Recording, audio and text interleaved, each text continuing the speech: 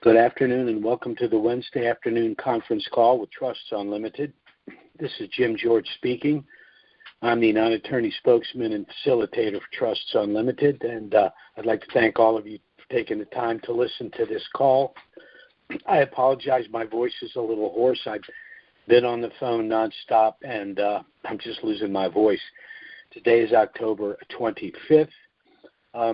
For those of you calling in for the first time, if the things we discuss here are of interest, I certainly hope you'll be kind enough to click the subscribe button and share our calls with other like-minded individuals. It's going to be a little bit different call today. Again, for those of you calling in for the first time, I strongly suggest you go back and listen to our call of September 27th and or October 4th. That's a complete call, which describes in detail the Family Asset Protection Trust package that we've established for denarians and, frankly, for all Americans that are trying to protect their privacy and their wealth in this high surveillance, high tax nation that's being created, unfortunately. I do want to make mention of one thing before we get started here. Everyone's very much concerned about what's going on in the Middle East and whether it will affect the reevaluation of the Iraqi dinar. In my opinion, I don't think so, but of course that's a possibility. I will say this, I don't think the IMF is going to allow the real to revalue at any substantially increased value based on what's going on, because they're in violation of a lot of the IMF and articles of the UN as well. Iran is basically funding Hamas in Gaza, Hezbollah in Lebanon, the Houthis in Yemen, and of course they were involved in a lot of nefarious activities in Iraq, and American sites are being bombed as well, and all of the proxies are being funded by Iran. So if you're a holder of the Iranian rial, I wouldn't hold my breath on that one, but it's demise of their own making. What I'd like to do is first briefly talk about what's going on in Iraq, because it is good news, and it's going to be short and sweet here. Soudani and Alak have made a number of public statements. They recently, Soudani had an official make some important announcements on Channel 1. First, the implementation of their global electronic system. Now, that system is the prerequisite for the revaluation of their currency globally.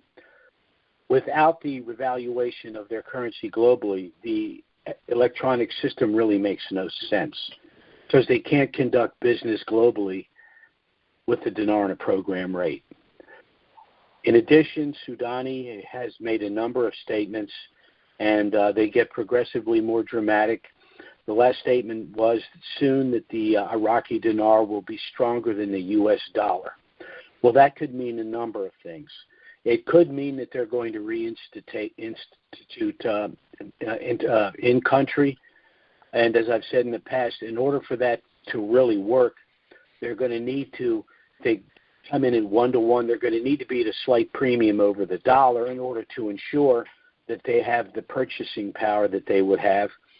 Of course, they can't utilize the dollar any longer, and even the government won't be utilizing the dollar after January. So that's another indication that things might be popping by January, if not sooner. But again, when you look at the dinar, it went into the program rate at 322. And the nation at the time under Saddam Hussein was basically in shambles compared to the condition it's in now. Add to that 20 years of inflation, 322 seems, in my opinion, seems to be the floor for where the dinar could go. So that's all good news as well. After listening to that and doing a little bit more research yesterday, I went and bought another 5 million dinars. So, I'm pretty bullish on what's going to happen. And again, I'm looking, I guess the best way to describe the window again is to say by January, if not sooner. So that's where we are with the dinar. And again, I don't think what's going on in Iraq is going to stop the revaluation of the dinar. As a matter of fact, based on Iran's involvement in what's going on, this is just another reason for Iraq to just walk away from Iran altogether and say, you know what, we're not involved in any of this. We're building a new nation, and we need a currency. As a matter of fact, the Iraqi dinar might end up being the strongest currency in the world against the U.S. dollar. Right now, I believe it's Kuwait, but the wealth of Iraq's going to dwarf and does dwarf the wealth of Kuwait. So we're in a very good position there. Unfortunately, you know, this situation in the Middle East has come up. We can't ignore it. We don't want to be completely, monetary about it and say, well, we don't really care. We just want to go to the bank and exchange our currency. We can do both. We can hope for the best with regard to the currency and hope for peace in the Middle East at the same time. But what I wanted to do was go through a little bit of history about what's going on, because there's a lot of confusion out there. There's a lot of nonsense being spoken. And the history is pretty much clear what's going on. It is complex, and there are a lot of overlaps in terms of what's going on. There are a lot of players that are involved. But, you know, I kind of felt like we had to discuss the reality of what's happening here. So let's do that, and let's go back into history a little bit and very briefly summarize what's going on. And I'm talking about the history of the Jewish people, Israel, and the Palestinians as well. We have to go all the way back to 2000 BC and the patriarchs of Abraham, Isaac, and Jacob. Now, these patriarchs are recognized by all three faiths, Jewish, Christian, and Muslim Islam, as patriarchs of the faith. And Israel is the home of all three monotheistic faiths and the patriarchs. Look to Genesis. Jacob was renamed Israel, and that's where all of this began. Jacob was also the father of the 12 tribes of Israel. So we can date the beginning of Israel back to 2000 BC. King David, the first great king, made Jerusalem the capital of Israel. That was 1000 BC. From 1000 BC until the birth of Christ, Israel had been conquered by the Assyrians, Babylonians, Egyptians, and again, Syrians. In the book of Matthew, Jesus Christ specifically refers to the land as Israel, not Palestine, Israel. In 70 AD, the Romans destroyed the temple for the third and final time. So from 70 AD until the Middle Ages, the people of Israel were again captives of the Romans, Byzantines, Arabs, and the Crusaders. It was Roman Emperor Hadrian in the 1st century AD that renamed Israel the Latin Syria Palestina, which eventually evolved into the modern term of Palestine. So the name of Palestine did not exist until the 1st century AD, meaning that the nation of Israel had existed for 2,100 years before Syria Palestina emerged, meaning that the nation-state of Israel had existed. The United States is, 240 years old? That's 9 times the length of the existence of the United States. But what is a Palestinian? They're an ethno-national group comprised of Arabs, Muslims, and minority Christians. Actually, the only Palestinians I know, and I know a number of them, happen to be Christians.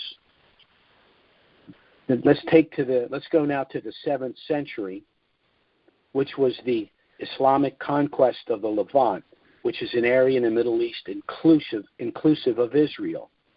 And what did they do? They immediately began to Arabize and Islamize Israel. Now, that may seem like a strange thing to do, but remember, we've seen this in our own lifetime. The very same thing happened to Kurdistan when Saddam Hussein Arabized and Islamized Kurdistan. And when Saddam Hussein was removed and the new constitution was created, part of it was Article 140, which is specifically the de-Arabization and de-Islamation of Kurdistan, returning the country to its origin, or this region now of Iraq to its origin. But from the 7th century until the 19th century was something referred to as diaspora. That was the Jews literally being forced out of their own nation and disseminating around the world. And this occurrence is why there were so many Jews in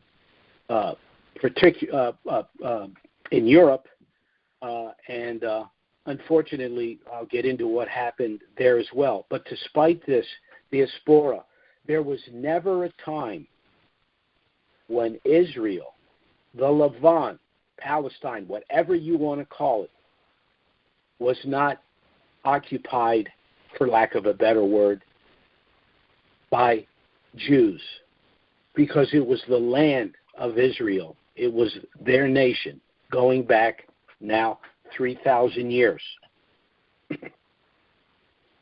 Contrast that with Palestine. There has never been a nation-state of Palestine. And again, there is no Palestinian race. Again, they are an ethno-national group of Arabs, Muslims, and Christians.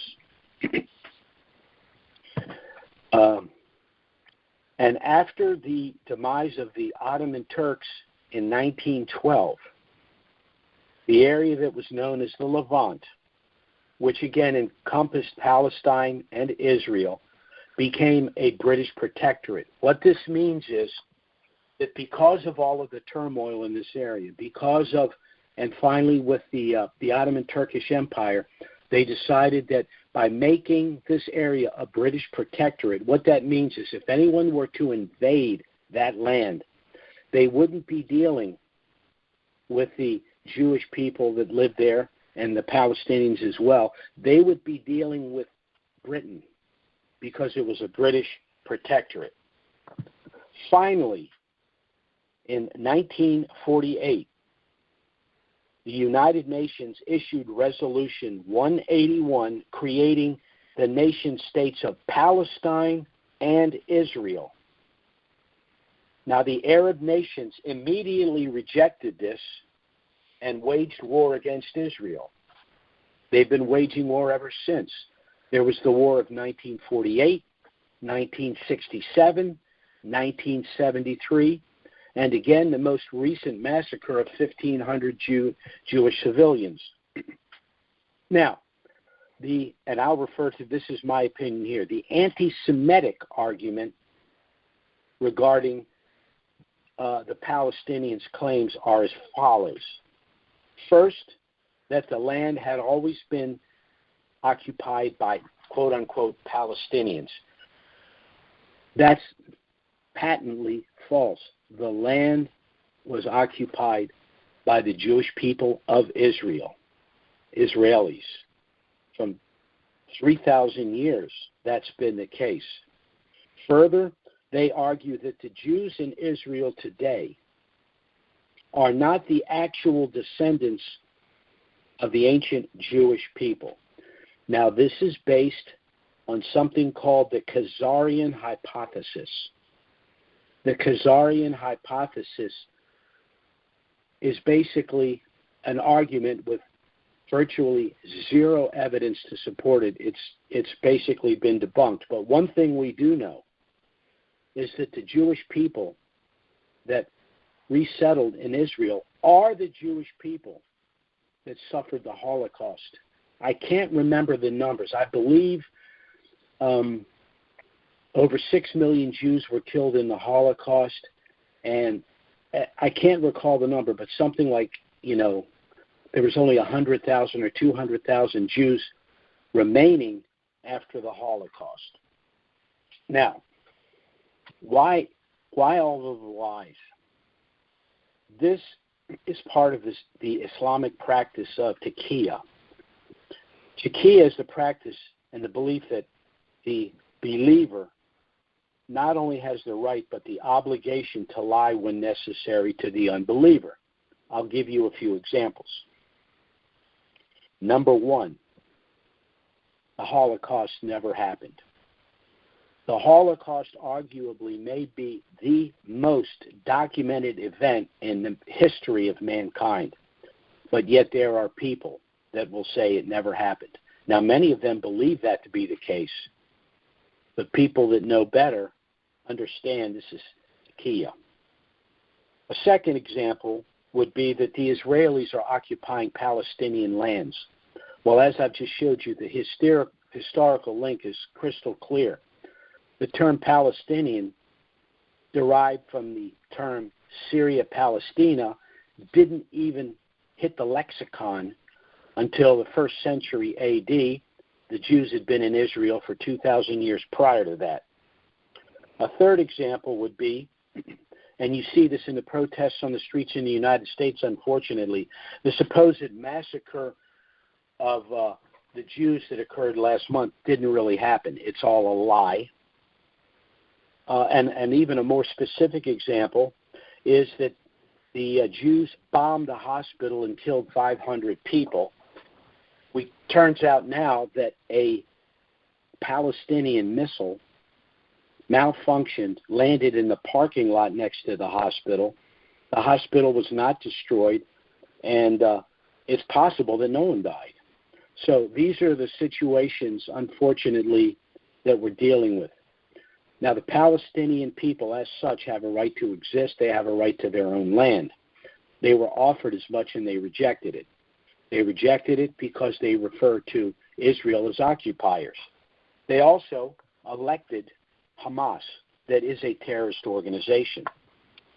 And the charter of Hamas says that Palestine must destroy Israel, and it must be the land of the Palestinians from the Jordan River to the sea, and they must kill the Jews.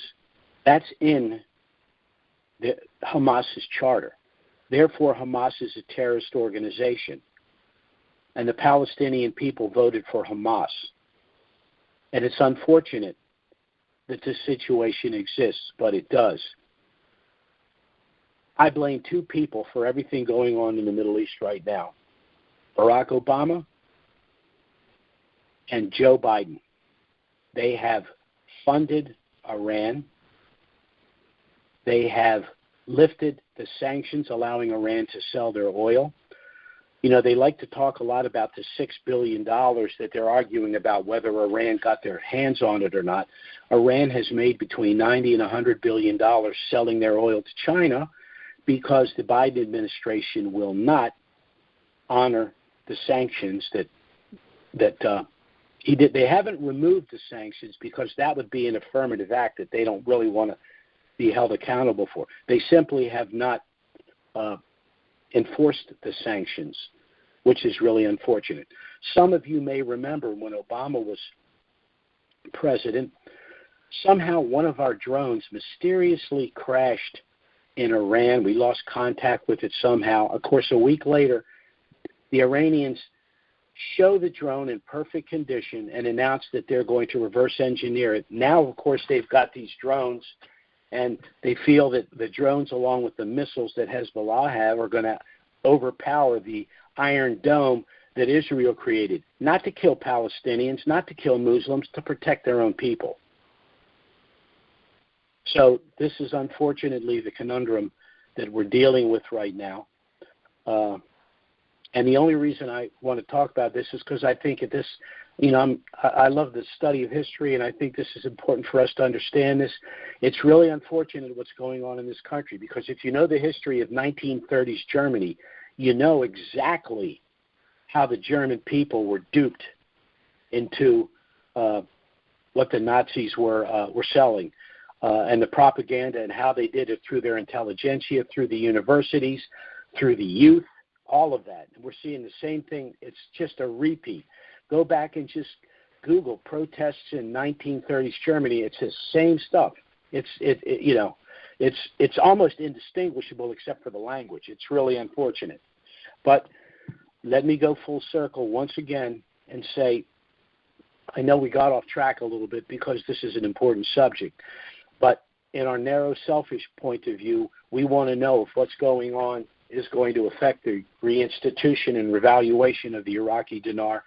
Things can change, but in my opinion, based on what I see going on, I don't think so. And I think an argument can be made that the dysfunction going on there might make the revaluation of the dinar even more critical for the nation state of Iraq. So, we pray for peace in the Middle East. We do not want to see civilians harmed in any way. We want the purveyors of the lies to be exposed, and of course, from our perspective, we just want to go to the bank, exchange our currency, provide for ourselves and our family, and live in peace. So that's pretty much what I wanted to discuss for today. I guess I'll go ahead and go to a Q&A. Just give me a moment here. I'm looking for one other document. Okay. I'm going to go ahead and open the Q&A here.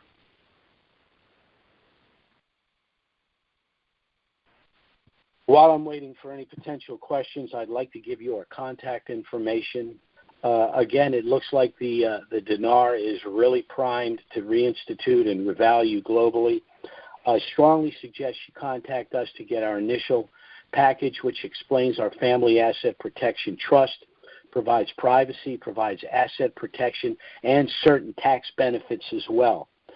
You can go to our website, which is Trusts with an S, Unlimited LLC at Gmail. Excuse me, that's Trusts with an S, UnlimitedLLC.com.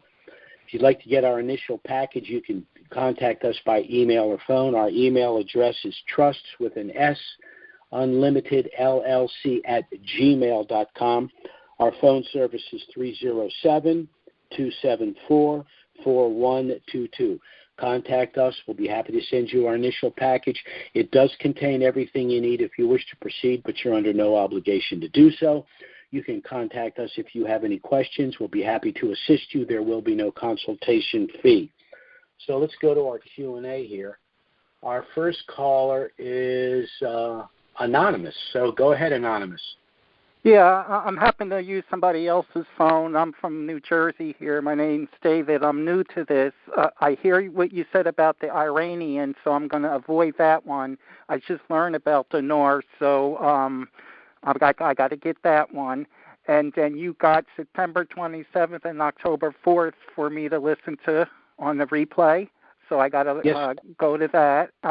Do I need this trust fund before I go to the RV? Can I go to the RV and then buy it after, or it has to be before? You certainly can establish the trust afterward, but if you establish it prior, then you'll retain your privacy because no one will know that you even possess the wealth. The other issue is from the standpoint of civil litigation.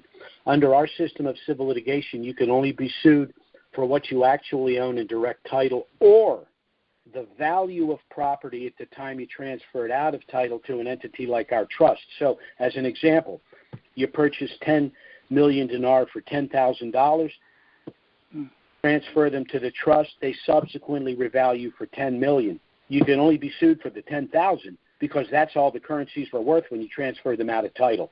That's why you want to get the currencies in trust pre-RV. Okay, makes sense. And I like the protection too. Last question is, all right, what other foreign currencies are good to purchase besides dinar? That's your own call. I mean, I have always been negative on the real, the Iranian real, not because I didn't think it would eventually revalue, but because I just didn't like the mullahs and what they were up to. And now it looks like I just don't see how the IMF, with a straight face, can allow the real to revalue with what's going on here. So the other currencies, another one I like is the dong.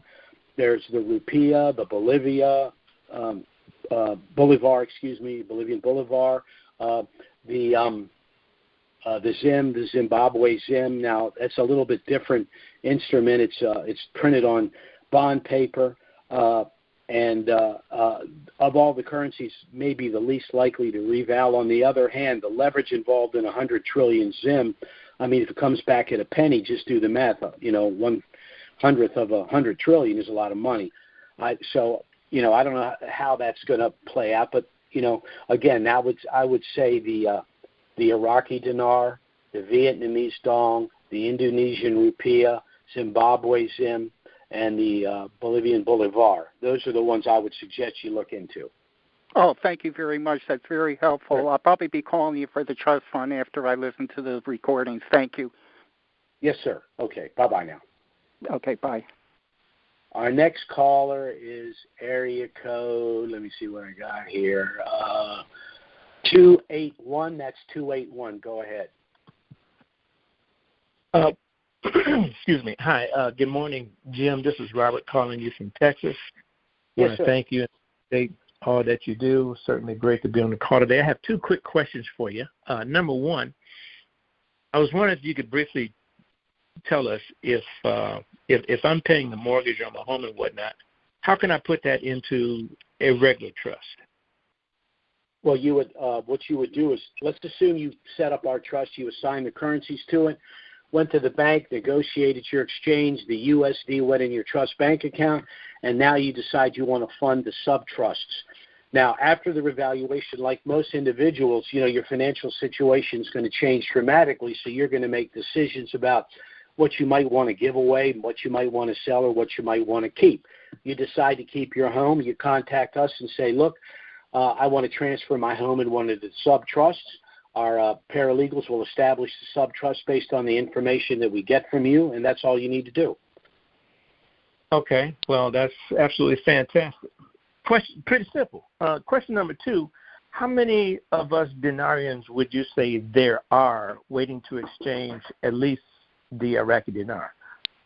My estimate, and it's just my own opinion, I'd speculate there's between 8 and 10 million Americans that hold dinar, and the average hold, it may be less than 1 million dinar. A lot of people that contact us say, hey, someone just gave me these dinar and told them to call you. What's going on? And I do the best I can to explain it for them.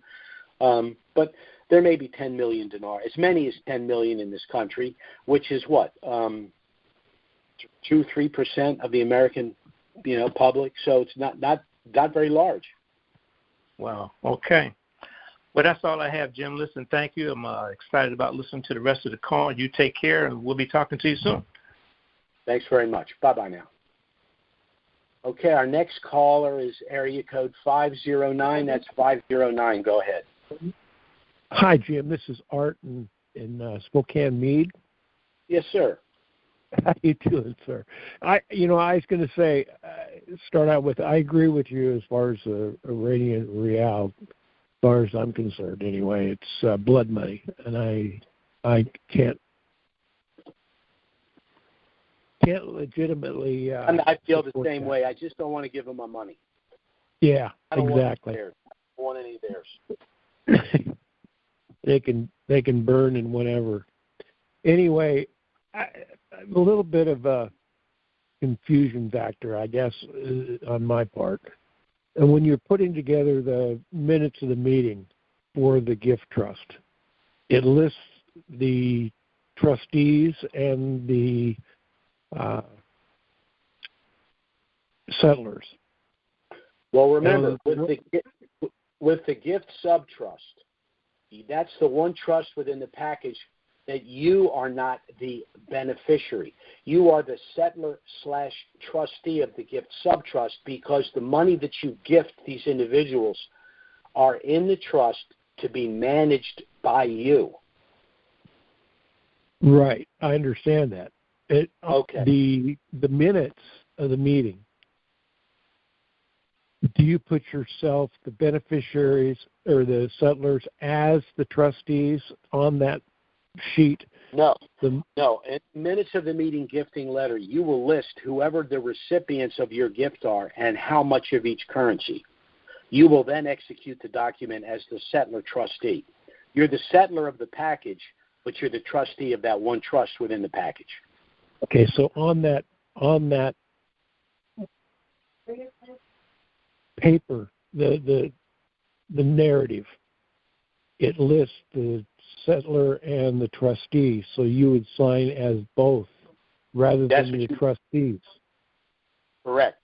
And there's a blank space in the middle there where you list the recipients and how much of each currency. But again, you are the settler of the trust package, but the settler/trustee of the gift subtrust.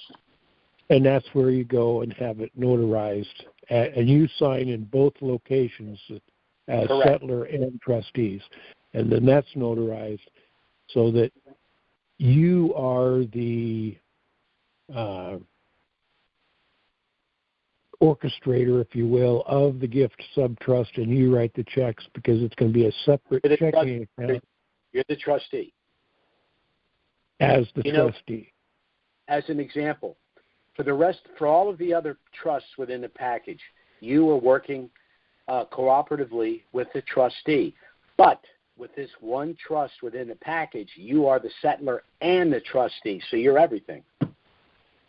Okay, and that explains why, actually, if I may say so, other trust companies, one that we have as well, besides yours, we fortunately have gotten yours, that they have no idea what they're talking about with the gift subtrust and how that operates and why. Unfortunately, they a lot of them don't have any idea what they're talking about, period. Well, they don't, because they blatantly say, well, it can't be legal. So anyway, may not be right. My dad used to say may not be right, but it's correct.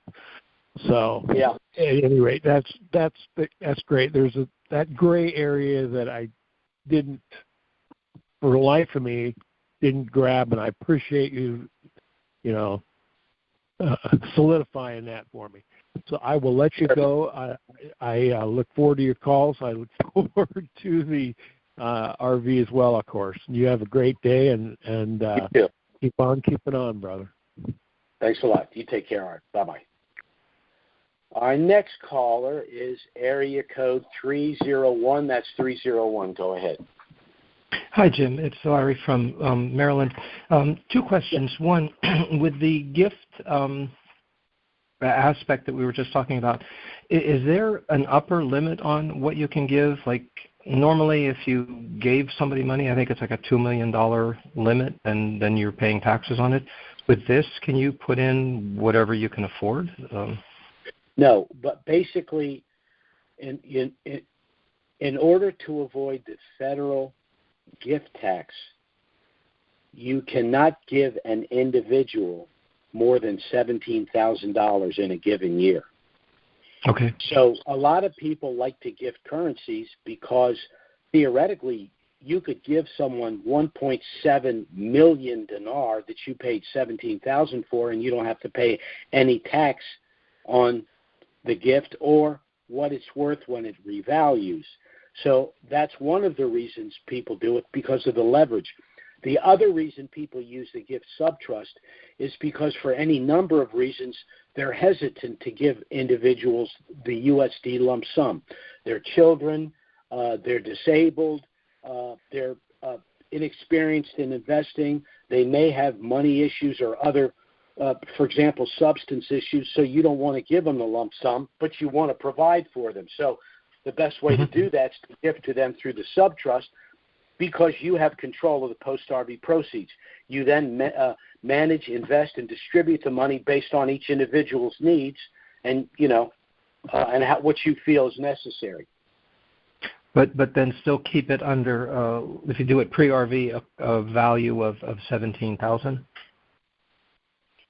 You can give, right. Like I said, you can, let's say you have $1 million. If I give you $1 million dinars, it's worth $1,000. If I give you, I give, and it revalues for $3, that's what's that, $3 million. If I give you the $3 million, I pay taxes on everything over $17,000. So sure. That's why you want to gift the currencies pre-RV. So that you have to do two things. You want to give them a large amount, and you want to do it pre-RV, and you want to avoid the federal gift tax. You do that by using the gift subtrust. So you avoid the federal gift tax and still manage the post-RV proceeds. Okay. Second question. I did look, because you had mentioned previously the Iranian, but it was listed as, I guess, the sanctions of the U.S. government. You can't actually buy it, from what I could tell. Not that I had We can't. But there's a number of ways people can purchase it. They have international entities they've created. They have family members that purchase it and then gift it to them. There's all kinds of ways to get around that. My only point was, based on what Iran has been involved in, funding all terrorist organizations, the IMF's going to have to step up and say, oh, no, not going to reward you. Your currency is going to remain sanctioned. Right. I mean, and I wasn't looking real hard to do it. It just seemed like it wasn't even a consideration for any reason with the sanctions. Well, it was popular a while back when they thought things were going to go a little differently. And as I said, I wasn't buying it for and this is just me, and I'm not judging anyone. I just don't like the mullahs of Iran. They're 12 imams. They're crazy people as far as I'm concerned. They're the problem in the Middle East, so I don't want to give them any of my money for any reason. Sure. Okay. Thank you. Sure. Bye-bye now. Our next caller is area code. Let me get it. Okay. That's area code 443. Go ahead. Hi, Jim. This is Gina. I'm also from Maryland. How you doing? Yes. I can tell by the exchange there. I'm from Maryland myself, originally. I know. You told me. I have a question about the gift trust. So mine has been set up, or that documents were filled out or created and notarized and everything. But so my letter, I just want to make sure I got this right. My gift trust lists all people that will be considered a recipient in the gift trust. So my children, my elderly father, some nieces and nephews, like everybody's name is just listed in one. Is that, okay, because when it revalues, your gift trust gets funded, and then you're taking the step to actually distribute funds from the gift trust to individual accounts. And some of these people are old enough to have accounts, and the little ones, of course, are not. It would have to be like their parent, my sister or something.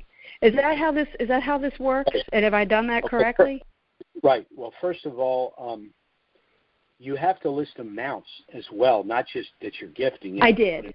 I did. Okay, good. I did, yeah. So let me just walk through. What's going to happen is you're going to go, if you look at the exchange protocol document, when you go to the bank, you'll negotiate your exchange. The money will go into a bank account established, trust bank account that will be established that day at the point of exchange.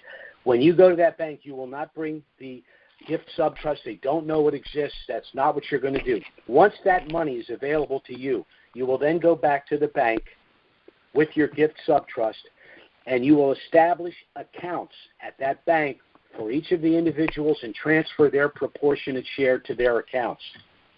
Now, if it's a minor, you can be the custodian for that account, or you could name a parent, but that gets a little complicated. So for the minors, you'll be the custodian for that account until they're of age, and then you'll transfer it to them.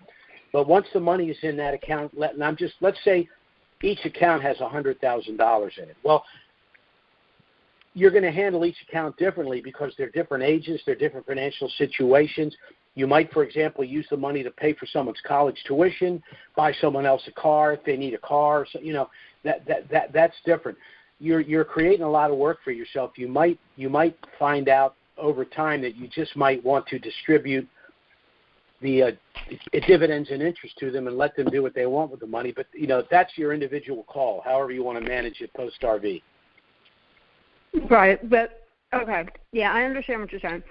But from the initial thing, you don't have to set up a gift trust separate for and put each person's name. You can have one and list multiple people. Multiple accounts in the one gift subtrust. Yeah, but that's after. I'm talking about establishing the gift trust now. Your document can reflect multiple people and an amount. And let's say you have one amount and you're going to divide that amount among those people? If you said, here's 10 people and I'm gifting them 10 million dinar, then you can divide it up any way you want. What's important is that the document's created pre-RV. It is. Yeah. Okay. No, I'm good. I just want to make sure because I'm in all this discussion. I was a little concerned. I didn't think from when I started this that you had to create a separate document for each person's name at this point in time. No. Okay. It's one document. I prefer naming each individual and how much of each currency. But if you've named 10 people and said, I'm giving them collectively 10 million dinar, that's fine. Yeah, that's how I did it because I got an elderly father. I've got adult kids that they don't manage their money very well, so they need some oversight. And then I have minors who, they can't even establish an account. Whatever the reason, you've made the pre-RV gift to avoid the federal gift tax, and you have control of the post-RV proceeds. Do what you will. Right. Okay. Thank you, sir. Take care. All right. Bye-bye now. Okay, our next caller is area code 405. That's 405. Go ahead. Hello, Jim. How are you? This is Doug. Doug, how are you doing? I'm doing well. I was just listening to your call, and your first respondent said he had just learned about the dinars, and I was thinking, I kind of wish I had just learned about it. Don't we all? 18 years is a long time. Yeah. Okay. That's right. On the other hand, it means even more to us. Well, perhaps. Maybe so. Okay. Back to the issue of what's going on in the Middle East. Very good synopsis of how Israel got there and all of that. One of the things that I have a concern about, especially about the RV, is the fact that I believe that we can both concede that Iran holds billions of dinar, billions of them, at least. And from that perspective, if the dinar were to revalue, it would put a significant amount of money at their disposal, more so than the money that this foolish administration has been giving them. So that's the one catch in my spirit about this process going forward at this time, is that there is no doubt that Iran, in my mind, there is no doubt that Iran would benefit substantially from a reval of the Iraqi dinar. Well, that's probably only going to be the case because the knuckleheads in White House are so pro-Iranian or so inept that they don't understand the implications. If the previous president was in the White House, they wouldn't see a dime of that money. So, we'll wait. We'll have to see what happens. We'll just have to see what happens. Maybe the international GMOs are going to say, hey, you know what? We're not giving you this money. We're sanctioning you, or we're going to hold this money. That could happen too. That could depend a lot on what happens between now and then in the Middle East. I would agree with that, with the proviso that if in fact the administration, the regime of Iran was trying to, but they have individuals that would be out within the general public exchanging their dinars and then secreting the money back to Iran. I don't know how they can stop the money from flowing back to Iran at this time. I just don't see how they can have a mechanism that close and that tight that they would be able to screen it effectively. But they've been pilfering all along. The way Trump got around that was to say, you can't sell your oil to anyone. So you can pilfer the nickels and dimes. I'm taking the dollars out of your possession. So the problem is that the Biden administration will not enforce the sanction against their sale of their oil, which is basically their only product. So, that's what's got to happen. Well, I understand that. But that doesn't have any relevance. That doesn't have any relevance on the reval and Iran getting a hold of a phenomenal amount of money. Well, pardon me? Well, they made $9 to $100 billion in the last 2 years selling oil. So if you take that off the table, they don't have enough dinar to come close to replenishing that. So my only point is, the way to deal with them is to just say, you can't sell your oil. So we just have the wrong people in there to deal with that, But they won't do that. The United States won't. I know they won't. I'm saying there is a way to solve the problem, but the people that are there now aren't interested in solving the problem for whatever reason. I just, I don't know. I agree with you. I agree with you. They're gonna make bank on this, even if their currency doesn't reval. I agree. And you don't think that's enough impediment to keep it from happening? No. Because if they were so concerned about Iran that they would not allow the nation state of Iraq, with its wealth and all its contracts in Western Europe, the United States, and everywhere else, again, the solution to their problem is just to enforce the existing sanctions. That's all. It shouldn't have any effect on what we're doing. So the stated, I would call it military activity that's in Iraq right now, with the U.S. bases being attacked and other Iraqi facilities, not just U.S., but Iraqi facilities, is not enough for the Iraqi administration to say, okay, let's hold off, because they had gotten their country fairly quieted down. Very well quieted down as in comparison to what it used to be.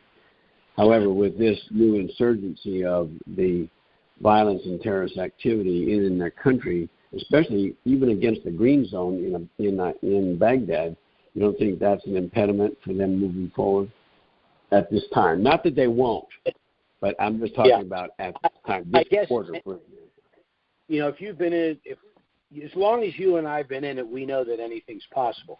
In my opinion, though, I don't think it's going to stop what's happening, because Iran's just a bad player. They've been trying to purge themselves of Iran. It was matter, Iran probably did what they did because they saw that Saudi Arabia and Israel were going to, at least economically, work out some sort of an arrangement. So the way I look at it myself is that what Iran's doing is basically an act of desperation, because they made it crystal clear now who the bad guys are. So I just don't see them having enough juice to stop what's going on in Iraq. And remember, China is buying the oil from Iran, but one of the reasons they need the oil is because of the construction of the Silk Road Initiative.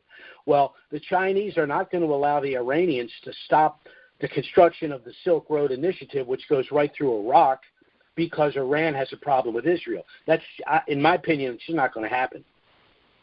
That's a good point. I think the key word that we're looking at from a different prism is stop the RV versus delay it. And, from this perspective, we've been through multiple delays over these past years, and just thinking that perhaps this quarter is not on the table anymore. Well, I've always thought that the the drop dead would be January, and as I said today on the call, by January, if not sooner. But the comments that are coming from Alak and Sudani are crystal clear, and they came after all of this has been going on in Israel and Palestine, in the Gaza Strip. So, what they're basically saying is, the things in the Middle East aren't geopolitically in great shape, but that's not going to affect the nation state of Iraq revaluing its currency. Remember, they've gone so far down the road. I mean, they basically can't turn around now. They got a 3-year budget. They have all these international contracts. You can't fund it with the program rate. They don't have enough USD reserve currency, so they're not going to go under because Iran can't behave themselves. It might go the other way, and they're going to basically say, to hell with Iran. We're going to do what we want. If you don't like it, tough. Well, based on the fact that there are Iraqis that are pro-Iran actively taking on military activity in Iraq. These are Iraqis. These aren't Iranians in Iraq. These are Iraqis. They're radical Shia. They're radical Shia Iraqis. Yeah, yes. Do you think that they have to deal with them first? I just don't think they're going to be successful in creating enough chaos.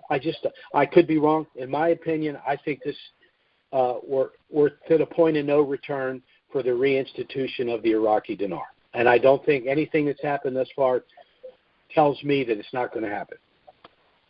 I believe that.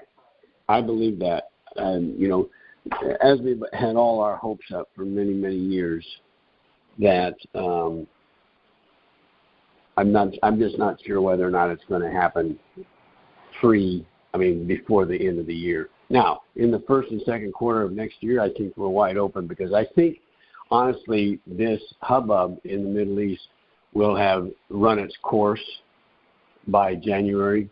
And I really do. I think that it's going to get to the point where Iran's going to have to do something that will enable them to save face.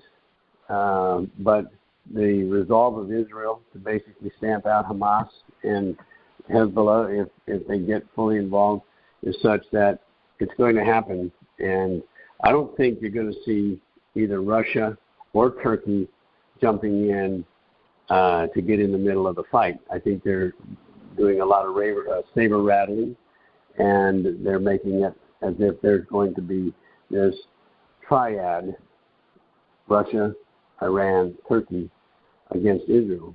And that will happen at some time in the future when Armageddon comes, but I don't think it's going to happen now, in my opinion. Well, I certainly hope not, but I think Iran, like I said, I think what Iran's doing is an act of desperation, because they know that as Israel begins to make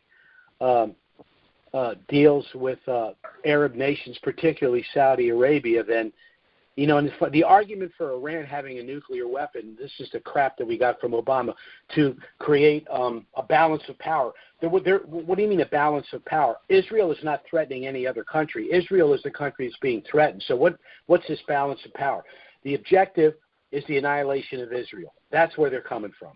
And, and Israel's position is, this time we're not going. We're taking you with us this time. So I just think Israel is going to be able to handle their business. I think Biden ought to just basically stay out of it. He's trying to link aid to Israel with the Ukraine. He's just complicating things. He's just mumbling, bumbling, stumbling his way through a presidency. I think Israel is very clear-minded. They've been attacked, and their view is it's not going to happen again.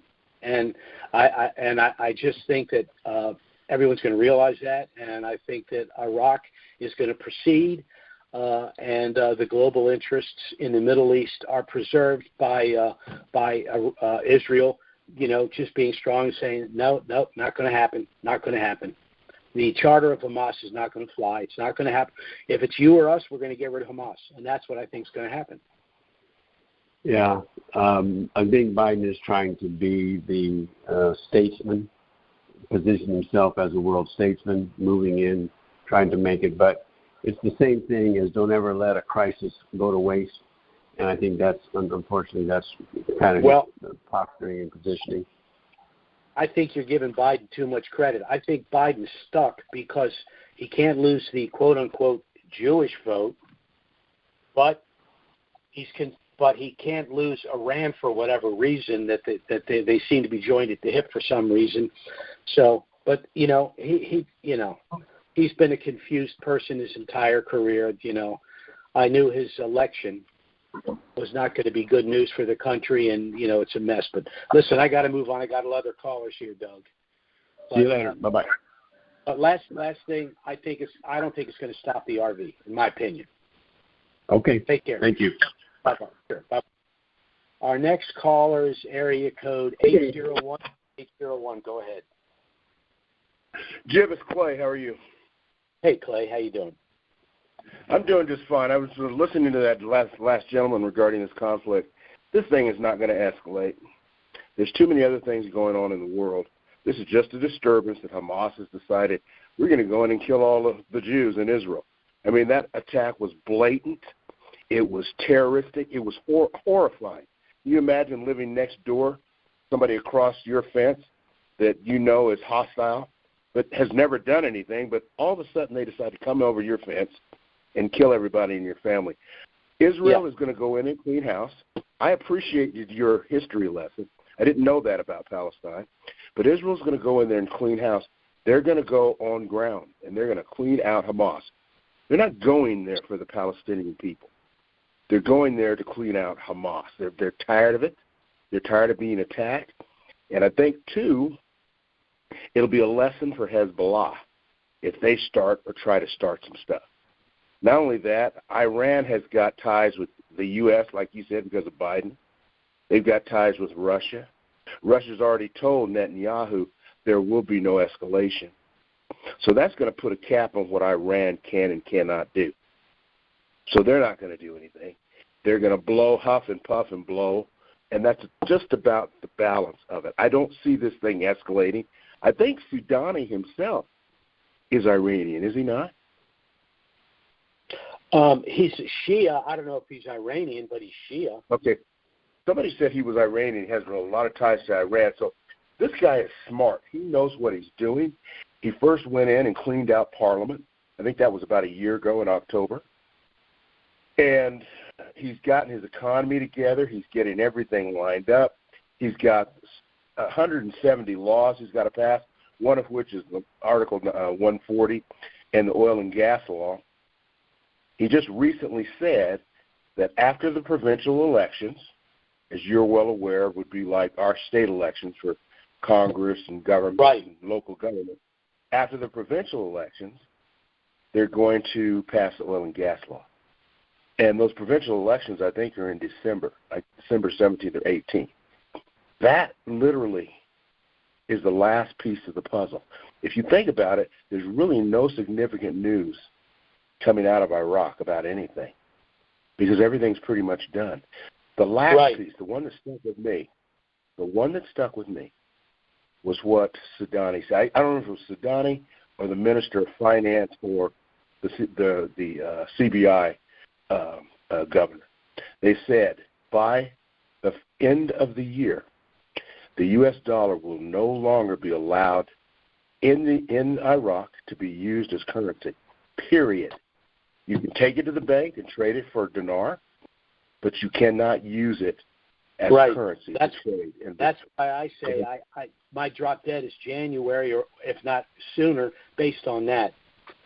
That's exactly the other thing about Iran, as I said, from a military standpoint, there's symmetric war. Just two armies face each other. There's asymmetric war, like the United States Revolution, the hit-and-run tactic. There's something called a ghost strategy where people in the civilian population fight and then they go hide. And then the last and worst thing is terrorism, where you just try to terrorize the other side.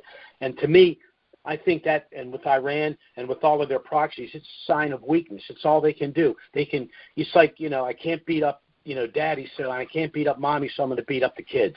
So it's an act of desperation as far as I'm concerned, which is a sign of weakness. So that's exactly right. Well, they're like a sliver in your finger. You can feel it in there and it hurts, but you can't actually put your finger on it. They don't have the manpower nor the support to create another war. And honestly, Putin, he's sick, dying. He's not going to take on America. Not at this point. He's too busy with Ukraine. He doesn't have time. And XI over in China, he's not going to get involved at all.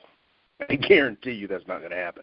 So I really think this revaluation, Jim, is going to happen before the end of the year. Now, the one thing you did say, if that does happen, that's going to affect us as far as our taxes.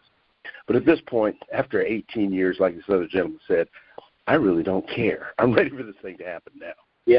Yeah, we'll just pay, like I say, you pay the ordinary income tax, file for a refund, citing certain sections of the code. The only problem with it is I don't want to have to exchange the currency at $3.27 if a week later it's $5.06. You know what I mean? But it is what it is. We'll deal with it. Well, I think you got a good point there, Jim. I think probably the best thing to do is hold a portion. You just said you just bought $5 million more, but hold a portion of that currency. One of the reasons I did. That's one of the reasons I did. Number one, I thought it was going to happen, and number two, if it happens before the end of the year, there's a tax pinch. So the way I say, when in doubt, just buy more currency. If you think it's going to if you really think it's going to reval, and you have timing or tax issues, just buy more currency. There you go. Absolutely. Yeah, this thing's come full circle. Sudani is probably one of the most meticulous, articulate people I've seen, and they're so very patient. We can't even get our Congress to elect a speaker. These guys are on top of it with everything that's going on in the Middle East. Yeah, I agree. Well, let's just hope this is over by January so we can all move on to better things. Thanks for your time, Jim. Take care, Clay. Bye-bye now. Our next caller is area code 312. That's 312. Go ahead. Hey, Jim. It's Les in Chicago. Les, how you what's doing, up, man? Doc? Oh, man. Rough week. Oh man, this call has gone longer than I expected. I'll just ask one question, and I'll just leave it until next week if hopefully we're not here. But if those are the Jews in Israel right now, where are the other 11 brothers that Jacob had as sons? Good question. The lost tribes of Israel. Now you're getting into a whole nother bailiwick. So I know. I mean, there's no way. There's no quick answer to that. Maybe they're the 12 apostles of Jesus personified. No. Which, yeah, I'm to see. You know, that's a good question. I can. Yeah, I got answers, but I'll yield there. Now, see, I got a lot of work to do. Now I'm going to get out of here, and I'm going to start Googling all this stuff. See, don't do. Yeah, I'm the I want to know guy. You know, so now I know. I'm gonna, yeah, and you know what? I think I probably knew years ago, and I kind of lost my historical context. But I'm going to hit it when we get off the call because I want to know. All righty. Thanks for taking my call. Say hi to the professor, man, and have a good week. Will do. You take care, my friend. Bye-bye now. All righty. Bye. Well, Les was our last caller for this afternoon. Again, thanks so much for listening to the call. If the things we discussed here are of interest, even though we didn't really get into the Family Asset Protection Trust package, I did give you some other dates that you can listen to on our calls and get all of that information. Again, if you're interested in getting our initial package, it has a lot of information about us, about the currencies, about the revaluation. Contact us by phone or email. We'll be happy to send you the package. It does contain everything you need if you wish to proceed, but you're under no obligation to do so. You can contact us if you have any questions. We'll be happy to assist you. Our next call, of course, will be scheduled for next Wednesday. Certainly, if something of a dramatic nature were to happen between now and then, we'll try to get out an emergency email and schedule an emergency conference call. But failing that, we'll be back next Wednesday, noon Eastern, 9 a.m. Pacific. Thanks so much for listening, everyone, and pray for peace in the Middle East. Bye-bye now.